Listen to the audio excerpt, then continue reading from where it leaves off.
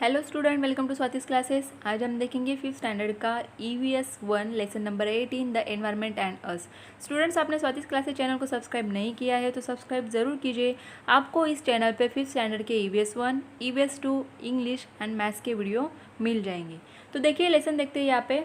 With the help of the questions below explain what would happen if forest are clear on a large scale. तो देखिए, अगर यहाँ पे forest पूरी तरीके से क्लियर हो रहे, मतलब नष्ट हो रहे, ट्रीज पूरी तरीके से कट हो रहे लार्ज स्केल पे, तो क्या होगा। तो ये हमें देखना है नीचे जो क्वेश्चंस दिए गए उनकी हेल्प से। फर्स्ट क्वेश्चन दिया है आपको, will water and food sources for living things grow और ड्विंडल और वाई। तो अगर हम लोग फॉरेस्ट को पूरी तरीके से क्लियर कर देंगे, नष्ट कर देंगे, तो क्या हमें पानी या फिर जो फूड सोर्सेस हैं हमारे, ये मिल पाएंगे, ये ग्रो हो पाएंगे, या फिर ड्विंडल मतलब ख़त्म हो जाएंगे। और वाई, अगर आपका आंसर ऐसे या फिर नो है तो उसका रीज़न क्या होगा। देन सेकेंड है, will the living things look for shelter elsewhere और stay on. Living things shelters के लिए कहीं और जाएंगे, कहीं और रहने लगेंगे, या फिर आपका जो भी आंसर है एस है या फिर नो है, तो वाई, इसका रीज़न क्या है। Then third one, will the space occupy by the plants and animals increase or decrease.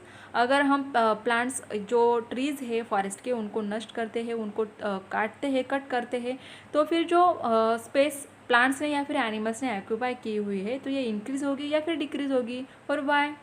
Then fourth one है, will the number of living things increase or decrease. तो लिविंग थिंग्स जो है इनकी संख्या बढ़ेगी, इंक्रीज होगी या फिर डिक्रीज होगी। जो भी आपका आंसर है उस पर फिर एक क्वेश्चन आएगा वाई। देन यहाँ पे देखेंगे हम deforestation. The population of the world is now close to 600 crore. तो जो पॉपुलेशन है, जो लोक संख्या है, जनसंख्या है, लोगों की संख्या है, ये वर्ल्ड में कितनी हो गई है, 600 करोड़। तो ये जब बुक प्रिंट हुआ होगा उस टाइम का दिया है, आज तो इससे भी ज़्यादा होगी population. Man is developing new technology to meet the needs of all this people and is using up more and more land and water resources for this purpose. तो देखिए, यहाँ पे जो पॉपुलेशन बढ़ रहा है उनकी ज़रूरतें पूरी करने के लिए लोग क्या कर रहे हैं, यहाँ पे अलग अलग टेक्नोलॉजीज़ को फाइंड आउट करते हैं और इनको इम्प्लीमेंट करते हैं। अगर पॉपुलेशन बढ़ रहा है तो उनके लिए हमें खेती भी ज़्यादा करनी होगी, उसके लिए लैंड यूज़ कर रहे हैं हम लोग, और लोगों के लिए वाटर रिसोर्सेज भी हम लोग क्या करते हैं, ज़्यादा से ज़्यादा यूज़ कर रहे हैं। Open spaces are required on a very large scale for agriculture, housing, industries and for building roads and railways. अगर यहाँ पे पॉपुलेशन बढ़ रहा है, लोग ज़्यादा बढ़ रहे हैं, तो इनके लिए हमें एग्रीकल्चर का जो लैंड है वो भी बढ़ाना पड़ेगा, या फिर जो हाउसिंग है, लोगों के रहने के लिए जगह हमें बनानी पड़ेंगी, बिल्डिंग्स बन रही है, इंडस्ट्रीज़ बन रही है। अगर लोग ज़्यादा है तो उनके लिए जो भी सामान लगने वाला है उसका प्रोडक्शन भी बढ़ाना होगा, तो इंडस्ट्रीज़ बढ़ रही है। रोड्स है, रेलवेज़ है, इनको भी बनाने के लिए हम लोग क्या कर रहे हैं, जो ओपन स्पेसेस थी पहले उनको भी यूटिलाइज करने लगे हैं। Forest are cut down to make place for them. तो यहाँ पे लोगों की ज़रूरत पूरी करने के लिए, या फिर जो रोड्स रेलवेज है उनको बनाने के लिए अभी क्या कर रहे हैं लोग, फॉरेस्ट को कट कर रहे हैं, यहाँ पे ट्रीज़ को क्या कर रहे हैं, कट कर रहे हैं। देखिए यहाँ पे पिक्चर दिया है आपको रोड का। मार्शी और low lying areas are filled to reclaim the land. तो जो मार्शी एरियाज़ होते हैं, जैसे कि वाटर सोर्सेस है, उनके अराउंड जो एरिया होता है, या फिर लो लेइंग एरिया है, उनको फिल किया जाता है, जैसे कि स्टोन्स है, सैंड है, उसमें डाल के उसको फिल किया जाता है, और फिर इस लैंड को यूज़ किया जाता है पॉपुलेशन के लिए, लोगों के लिए, घर बनाने के लिए, या फिर अदर पर्पजेज़ के लिए। यहाँ पे देखिए आपको पिक्चर दिख रहा है कि रेलवे, ये रेलवे ट्रैक कहाँ पे दिख रहा है आपको, पूरी फॉरेस्ट में दिख रहा है। आपने भी जैसे कि ट्रेन से ट्रैवल किया होगा तो आपने भी देखा होगा कि जैसे कि टनल कहाँ पे बनते हैं, जो हिल्स होते हैं, हिल्स में टनल बनाए जाते हैं, ये रेलवे ट्रैक बनाए जाते हैं फॉरेस्ट में। तो ये कैसे बने होंगे, यहाँ पे पहले तो फॉरेस्ट को कट किया गया होगा और उसके बाद यहाँ पे रेलवे ट्रैक बनाए गए होंगे। तो देखिए, the environment provide shelter to different kinds of living things. तो एनवायरनमेंट जो है, हमारा नेचर जो है, ये क्या करता है, लिविंग थिंग्स के लिए शेल्टर प्रोवाइड करता है। There are many types of plants in forest. Forest की अगर बात करेंगे तो वहाँ पे कई सारे टाइप्स के प्लांट्स होते हैं, एनिमल्स होते हैं, बर्ड्स होते हैं। ये बर्ड्स क्या करते हैं, अपने नेस्ट बनाते हैं ट्रीज़ के ऊपर। एनिमल्स है, जैसे कि बियर है, डियर है, मंकी है, एलिफेंट, टाइगर, ये कहाँ पे रहते हैं, फॉरेस्ट में रहते हैं। They find shelter in a forest. ये अपना घर कहाँ पे देखते हैं, कहाँ पे घर बनाते हैं, फॉरेस्ट में। All their needs are met in the forest. इनकी जो सारी ज़रूरतें हैं, जैसे कि खाना, या इनको कहाँ से मिलेगा, फॉरेस्ट है, इनका घर कहाँ पे है, फॉरेस्ट में। अगर फॉरेस्ट है वहाँ पे तो वाटर सोर्सेज भी होते हैं, तो ये पानी कहाँ से मिलेगा, यहाँ पे फॉरेस्ट से मिलेगा। इनकी सारी जो ज़रूरतें हैं इनको कहाँ पे मिलेगी, फॉरेस्ट में मिलने वाली है। If forest are reduced biodiversity is also depleted. अगर फॉरेस्ट ही यहाँ पे रिड्यूस हो रही है, कम हो रही है, तो जो बायोडाइवर्सिटी हमें एनिमल्स में दिख रही है या फिर प्लांट्स में दिख रही है तो ये हमें नहीं दिखाई देगी। ये बायोडाइवर्सिटी जो है ये पूरी तरीके से डिप्लीट हो जाएगी, ख़त्म हो जाएगी। Use your brain power. If a dam is built at a particular place what changes will be seen in the environment. तो अगर डैम कई जगह पे बन रहा है तो वहाँ पे क्या चेंजेस होंगे ये आपको सोचना है। कैन यू टेल में आपको दिया है, time and again we hear news of certain animals and plants facing the threat of extinction. तो देखिए आपने भी कई बार न्यूज़ में देखा होगा कि किसी टाइप के जो किसी स्पेसिस के जो प्लांट्स होते हैं या फिर एनिमल्स होते हैं ये एक्सटिंक्ट हो रहे हैं। एक्सटिंक्ट का मीनिंग होता है पूरी तरीके से नष्ट हो जाते हैं, फिर से इनकी जो प्रजाति है या फिर स्पीसीज जो जिसे हम कहते हैं ये हमें नहीं मिल पाएंगे। तो इस तरीके के जो एनिमल्स प्लांट्स को आपने कभी न्यूज़ में सुना है तो इनकी इन्फॉर्मेशन आपको कलेक्ट करनी है। और यहाँ पे जो चार्ट आपको दिया गया है कि एनिमल्स कौन से, प्लांट्स कौन से है, what was the ill effect, इसका जो इफेक्ट क्या इफेक्ट था जिसके कारण ये एक्सटिंक्ट हुए, reasons given in the news में कौन से रीज़न दिए गए हैं ये आपको इस चार्ट में लिखना है। देन नेक्स्ट हम देखेंगे पोल्यूशन। पोल्यूशन का मीनिंग होता है प्रदूषण। You have seen how water sources get polluted if waste water is let into them without processing। तो वाटर लेसन में हमने देखा है, 16th लेसन जो है वाटर का, उसमें ऑलरेडी हमने देखा है कि किस तरीके से वाटर पोल्यूट होता है, वाटर का प्रदूषण होता है। कि जो वेस्ट वाटर होता है या फिर जो फैक्ट्रीज इंडस्ट्री से निकलने वाला वाटर है इस पर अगर प्रोसेस करके नहीं छोड़ेंगे हम, ऐसे ही डायरेक्टली वाटर को अगर वाटर सोर्सेस में मिक्स किया जाएगा तो वाटर पोल्यूट होता है। यहाँ पे आपको पिक्चर भी दिखाई दे रहा है कि फैक्ट्रीज़ है और फैक्ट्रीज़ का जो वाटर है किस तरीके से बाहर वाटर सोर्सेस में डाला जा रहा है। Waste water flowing out from a factory into the surrounding में क्या हो रहा है, ये पूरी तरीके से मिक्स हो रहा है। Waste water is also given out from factories into their surroundings. If water from such polluted sources keeps soaking into the soil becomes infertile। तो जिस तरीके से हमें पिक्चर में दिखाई दे रहा है कि जो फैक्ट्रीज़ का वाटर है, वेस्ट वाटर है, देखिए जो फैक्ट्रीज होती है, इंडस्ट्री होती है, वहाँ पे केमिकल्स का यूज़ किया जाता है। तो इससे जो फैक्ट्री से निकलने वाला जो वाटर होता है इसमें कई सारे पॉइजनस केमिकल्स भी इंक्लूड होते हैं। तो ये वाटर अगर सराउंडिंग में मिक्स हो रहा है तो जो सॉइल है या कि ज़मीन है इसमें क्या होगा, ये वाटर सिप होगा, ऑब्जर्व किया जाएगा। तो इसके कारण क्या होता है कि सॉइल की जो फर्टिलिटी होती है ये कम हो जाती है और ये सॉइल पूरी तरीके से इनफर्टाइल बन जाती है। Waste water from factories enters water bodies. तो किस तरीके से देखिए ये जो केमिकल्स का पॉइजनस जो वाटर है यहाँ पे वाटर बॉडीज़ में छोड़ा जा रहा है। Chemical fertilisers and pesticides are use on a large scale for agriculture. तो खेती में कई बार लोग क्या करते हैं, केमिकल फर्टिलाइजर्स है, पेस्टिसाइड्स है, इनको यूज़ करते हैं। दे सीप इनटू द सॉइल और finally flow into reverse with the rain water. तो इस तरीके के फर्टिलाइजर पेस्टिसाइड्स हम एग्रीकल्चर में यूज़ करते हैं, खेती में यूज़ करते हैं, जो सॉइल में मिक्स हो जाते हैं।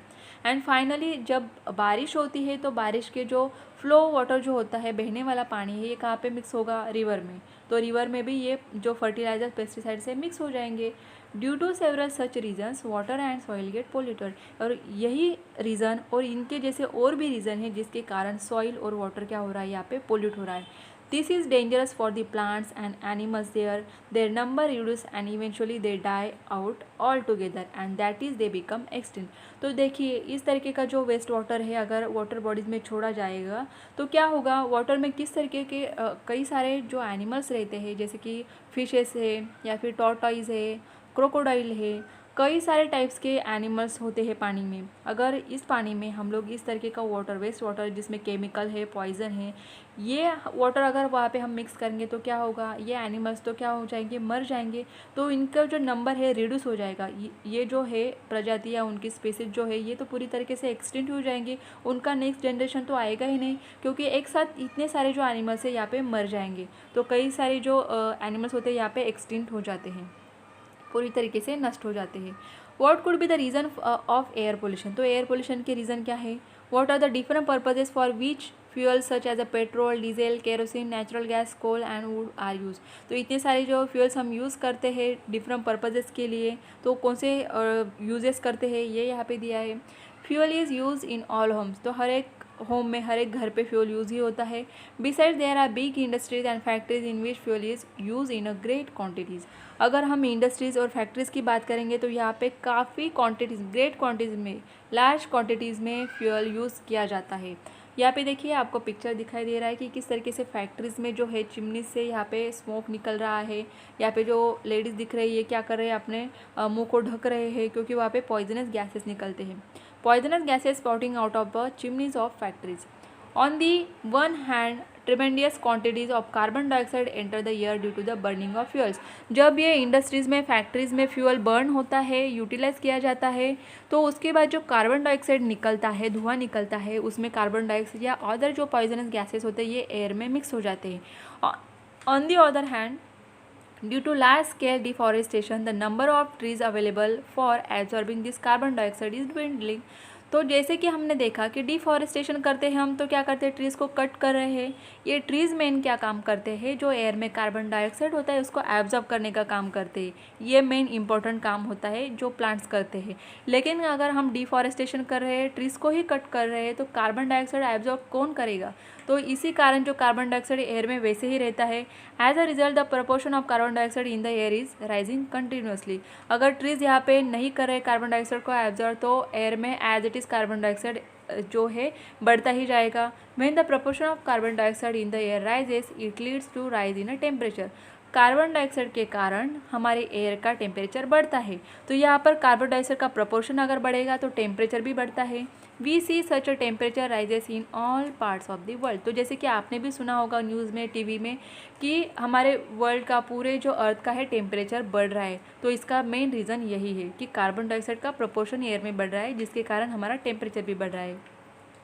Besides, when fuels are burnt in vehicles, they give out certain poisonous gases as well as smoke। जैसे कि हम व्हीकल्स में फ्यूल्स को यूज़ करते हैं, जिसके कारण पॉइजनस गैसेस एयर में छोड़े जाते हैं और स्मोक, धुआं छोड़ा जाता है। Industries also let out some poisonous gases into the air. This leads to air pollution on a very large scale. तो व्हीकल से निकलने वाला पॉइजनस गैस हो या फिर इंडस्ट्री से निकलने वाला पॉइजनस गैस है, कार्बन डाइऑक्साइड, जो भी गैसेस है, ये एयर में मिक्स होते हैं और जिनके कारण एयर पोल्यूशन होता है। Can you tell. तो यहाँ पे आपको पिक्चर दिख रहा है, देखो, फूड चेन, जो कि हमने 4th लेसन में ऑलरेडी देखा हुआ है। You see a food chain in the picture. आप यहाँ पे क्या देख सकते हो, फूड चेन दिख रहा है यहाँ पे आपको। One of the link is missing. तो यहाँ पे एक लिंक, जो यहाँ पे क्वेश्चन मार्क दिख रहा है, ये मिसिंग है। What effect will it have on the gross hopper. यहाँ पे अगर ये फर्स्ट जो लिंक हमें दिया गया है यहाँ पे, ये अगर मिक्स है, तो इसका इफेक्ट ग्रॉस हॉपर पे क्या होगा। What picture should there be in the blank space. और बर्ड पे क्या इफेक्ट होगा। और उसके बाद का क्वेश्चन है, what picture should there be in the blank space. तो ब्लैंक स्पेस पे कौन सा पिक्चर आएगा। ऑब्वियसली यहाँ पे क्या आएगा, प्लांट आएगा या फिर grass. If this living thing really died out, what would be the threat to the entire living world. अगर यहाँ पे एक भी लिविंग थिंग अगर मिस हो रही है, ये जो फूड चेन दिख रही है हमें, कि कैसे इस तरीके के जो प्लांट्स होते हैं, इसके ऊपर ग्रास हॉपर डिपेंड है और ग्रास हॉपर पे बर्ड डिपेंड है। अगर प्लांट्स ही नहीं रहेंगे तो ग्रास हॉपर क्या खाएंगे, तो ये तो पूरी तरीके से मर जाएंगे। और ग्रास हॉपर नहीं तो बर्ड्स भी मर जाएंगे। तो देखिए, एक फूड चेन में एक भी लिंक अगर मिसिंग है तो उसका इफेक्ट पूरे फूड चेन पे, पूरे लिविंग थिंग में हमें दिखाई देता है। Discuss your answer in the class. तो ये जो आंसर है, ये पॉइंट आप क्लास में डिस्कस कर सकते हो। The need to maintain environmental balance. तो हमें एनवायरमेंटल बैलेंस करने की ज़रूरत क्या है। Due to human intervention in nature, large scale changes are taking place in the air, water and the land. तो ह्यूमन लोग जो है यहाँ पे अलग अलग तरीके के क्या कर रहे हैं, इंडस्ट्रीज़ है, फैक्ट्रीज़ कर रहे हैं। तो लार्ज स्केल पे चेंजेस जो इनके कारण दिख रही है, तो ये चेंजेस हमें कहाँ पर दिख रहे हैं, एयर, वाटर और लैंड में, जो कि पोल्यूट हो रहे हैं। ऑल्सो दीज नॉन लिविंग और abiotic components are getting polluted. तो जैसे एयर, वाटर, लैंड पोल्यूट हो रहा है, उसी तरीके से अबायोटिक और जो नॉन लिविंग थिंग्स है, ये भी पोल्यूट हो रही है। As a result the existence of living thing is threatened while several living things have already become extinct. तो इनके कारण कई सारे जो लिविंग थिंग्स है ये एक्सटिंक्ट हो रही है। आपने कई बार न्यूज़ में पढ़ा होगा कि किसी टाइप के जो एनिमल्स है, बर्ड्स है, ये आजकल क्या एक्सटिंक्ट हो रही है। If one factor of the environment is damage, it's relationship with other factors also get affected. जैसे हमने ऊपर जो फूड चेन देखा कि अगर प्लांट्स नहीं है तो फिर ग्रास हॉपर और बर्ड भी जो है डैमेज हो सकते हैं यहाँ पे। And environmental balance he disturb हो, जो पूरा एनवायरमेंटल बैलेंस है पूरी तरीके से डिस्टर्ब हो जाएगा। From time to time some of the living things on the earth become extinct. तो जैसे कि कई बार जो हम देखते हैं कि एनिमल्स और प्लांट्स है, एनिमल्स है, बर्ड्स है, जो भी लिविंग थिंग्स है, एक्सटिंक्ट हो रही है। But today this process is taking place at a much faster rate. पहले तो ये कभी कभी होता था, लेकिन आज का जो रेट है ये काफ़ी फास्ट हो चुका है। This is a threat for the whole living world. तो पूरे लिविंग वर्ल्ड पे इसका इफेक्ट हमें दिखाई देता है। If the different types of plants and animals become extinct one by one, many of the links in the different food chain will be lost। तो अगर यहाँ पे एनिमल्स प्लांट्स जो भी है ये अगर एक्सटिंक्ट हो रहे हैं तो इनका इफेक्ट सीधा कई सारे जो लिंक्स है फूड चेन से इन पे हमें दिखाई देगा। Many scientists believe that this will affect the entire living world on the earth and the balance in nature will collapse। तो इसी तरीके के अगर जो फूड चेन में हमें अगर दिखाई देंगे जो भी इफेक्ट है हमें अगर दिखाई देते हैं, अगर कुछ एनिमल और प्लांट जो है लिविंग थिंग्स एक्सटिंक्ट होते हैं तो इसका इफेक्ट हमें पूरे वर्ल्ड वाइड लिविंग वर्ल्ड पे दिखाई देगा और जो हमारा नेचर का बैलेंस है ये पूरी तरीके से कोलैप्स हो जाएगा, बिगड़ जाएगा।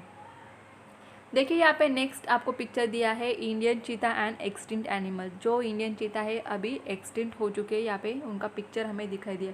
देखिए इस तरीके के अगर जो एनिमल्स है बर्ड्स है ये एक्सटिंक्ट हो जाएंगे तो हम इनको सिर्फ पिक्चर में ही देख पाएंगे। फ्यूचर में हमारी जो भी जनरेशन होगी ये सिर्फ पिक्चर में ही देख पाएंगे कि किस तरीके से टाइगर होते हैं या फिर चीता किस तरीके के होते थे, वो पिक्चर देखेंगे। अगर हम उनको सेव नहीं करेंगे या फिर उनको कंजर्व नहीं करेंगे। Our needs and the environment, food water and clothes are the needs of all people. तो खाना पीना कपड़े ये हमारी क्या है ज़रूरत है। We use a lot of things to meet this needs. और ये सारी चीज़ें हमें मिले इसके लिए हम काफ़ी सारी चीज़ें करते हैं। Besides we use many means and devices for the purpose of studies, sports, hobbies and entertainment. तो कई सारे ऐसी चीज़ें हैं इनके अलावा भी जो हम लोग यूज़ करते हैं, जैसे कि स्टडी करने के लिए आप मोबाइल यूज़ करते हो, कंप्यूटर यूज़ करते हो, स्पोर्ट के लिए, हॉबीज़ के लिए, एंटरटेनमेंट के लिए कई सारे डिवाइसेस को आप यूज़ करते हो, जैसे कि मोबाइल है, उसके बाद टीवी है, लैपटॉप है। We even stock up this things so that they will be available to us whenever we need them. और कई सारी चीज़ें ऐसे होते हैं जिनको हम स्टॉक करके रखते हैं, स्टोर करके रखते हैं कि जब भी हमें ज़रूरत पड़े उनको हम यूटिलाइज़ कर सकते हैं। All this things are obtained by using materials from our environment. तो ये सारी चीज़ें हमें एनवायरनमेंट से मिलती है, जो अलग अलग चीज़ें हैं जैसे कि खाने की है, पीने की है, कपड़े है। All the people in the world have similar needs and desires. तो वर्ल्ड में, दुनिया में जो भी लोग हैं उनके सारे ज़रूरतें सेम है, जैसे कि खाने पीने के और कपड़े की बात करेंगे हम तो। As a result the environment is being degraded rapidly. और ज़रूरत यहाँ पे पॉपुलेशन बढ़ रहा है तो लोगों की ज़रूरतें बढ़ रही है और जिसके कारण एनवायरनमेंट पे यहाँ पे एनवायरनमेंट जो है क्या हो रहा है, रैपिडली डिग्रेड हो रहा है। We need to be aware that we our self are a part of nature. यहाँ पे हमें एक बात याद रखनी है कि हम भी नेचर का ही पार्ट है। If the balance of nature is disturb it will adversely affect human beings too. अगर नेचर का बैलेंस डिस्टर्ब होगा तो ये हमारे लिए अफेक्ट करेगा, ये हमारे लिए नुकसान ज़रूर करेगा। We need to take steps to prevent the degradation of the environment. The steps should mainly include using our means legally and recycling used articles। तो यहाँ पे हमें ये समझना होगा कि हमें हमारे एनवायरनमेंट को डिग्रेड होने से बचाना है, जिसके लिए कुछ स्टेप्स हमें करना ज़रूरी है। जैसे कि जो चीज़ें हम लोग यूज़ करते हैं उनको रिसाइकल किस तरीके से कर सकते हैं, फिर से यूज़ कैसे कर सकते हैं, ये हमें सोचना चाहिए। Such measure should be practise sincerely by each and every person. तो सिंसियरली हमें ये सारी चीज़ें सोचनी है और ये स्टेप्स करने हैं एक्चुअल लाइफ में। Let us all ensure that no action on our part will cause pollution और cause harm to living things. हमें कोई भी इस तरीके के एक्शन नहीं करने हैं जिसका इफेक्ट, जिससे पोल्यूशन हो या फिर लिविंग थिंग्स के लिए कोई भी हार्मफुल हो सके या फिर लिविंग थिंग्स यहाँ पे डिस्टर्ब हो जाएंगे। Let us make all possible efforts for the conservation of the living world. तो यहाँ पे हमें एफर्ट्स करने चाहिए, कुछ ऐसे काम करने चाहिए जिसके कारण हम लिविंग वर्ल्ड को कंजर्व कर सकते हैं। तो आई होप स्टूडेंट ये लेसन आपको काफ़ी अच्छे से समझ में आएगा, जो हमारे नेचर से रिलेटेड था। कई सारे चीज़ें जो है हमें यहाँ पे याद रखनी है, जो हमारे लाइफ में हमें यूज़ हो सकती हैं। तो आई होप ये लेसन आपको काफ़ी अच्छे से समझ में आया होगा। अगर लेसन आपको अच्छा लगे तो लाइक करें, शेयर करें, कमेंट करके ज़रूर बताइए और चैनल को सब्सक्राइब नहीं किया है तो सब्सक्राइब ज़रूर कीजिए।